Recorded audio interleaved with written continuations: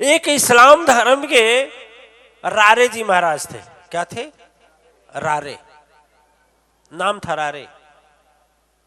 और वो भगवान के अनन्य भक्त थे, बहुत बड़ी भक्ति थे। और जगन्नाथ में गए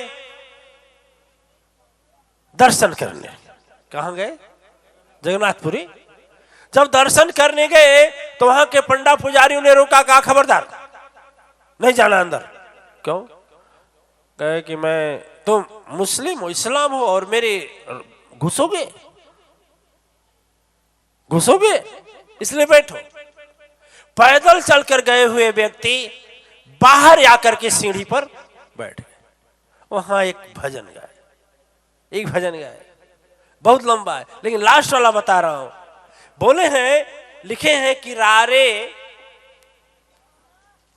आया तेरे द्वारे, खड़ा है आखिर अब किसको पुकारे।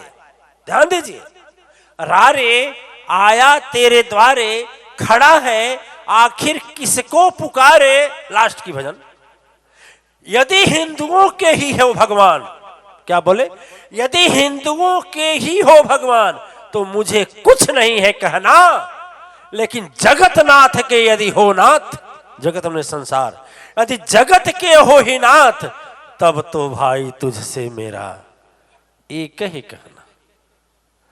कहा जाता है, इतिहास बताता है कि भगवान मूर्ति स्वयं निकल गई वहां से और वहां चले गए जहां रारे बैठे हुए थे और हाथ जोड़ करके प्रणाम किया।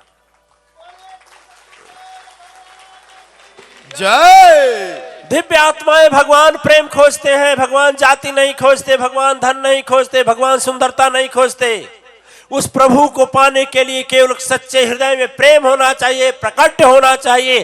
पाखंड ढोंग झूठ नहीं खोजते। प्रभु का भाव पाने के लिए एक निर्मल गंगा धार की तरह होना चाहिए।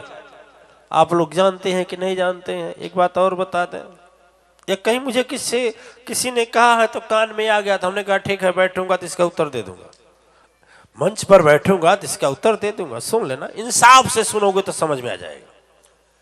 दिव्य आत्माएं, आप लोग सुने होंगे रस खान जी थे। रस खान जी